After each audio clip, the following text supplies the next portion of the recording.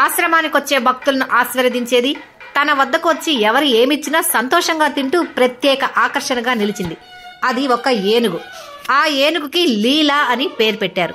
అలాంటి ఏనుగు అకస్మాత్తుగా కన్నుమూసింది.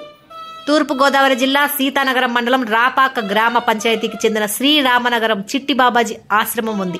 అక్కడికి వెళ్లే ప్రతి ఒక్కరూ బాబా ఆశీస్సులతో పాటు గత 16 సంవత్సరాలుగా ఉంటున్న ఏనుగు లీల ఆశీర్వాదాన్ని ప్రజలు పొందుతూ ఉండేవారు.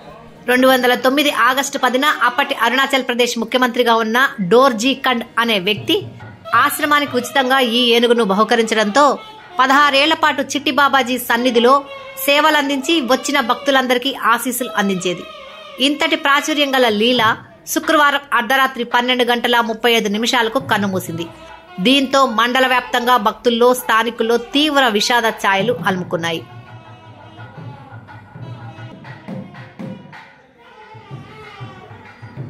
బాబాజీ సంస్థానానికి నేను చైర్మన్. 2009 సంవత్సరంలో అరుణాచల్ ప్రదేశ్ సీఎం డోర్జీ కండు గారి ద్వారా ఈ ఆశ్రమానికి అది గిఫ్ట్ ఇవ్వబడింది బాబు.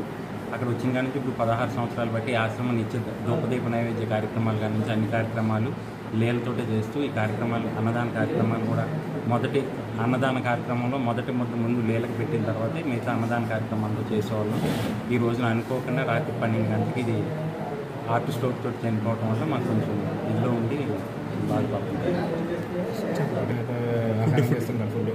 పచ్చగడ్డి బాబు, తర్వాత చెరుకు, తర్వాత వచ్చి బియ్యం, తర్వాత పప్పు, బెల్లంతో కలిపినటువంటి భోజనం. దానికి అనారోగ్య కారణం వల్ల వెటర్నరీ ట్రీట్మెంట్ కేరళ నుంచే చేస్తున్నారని ఉంది.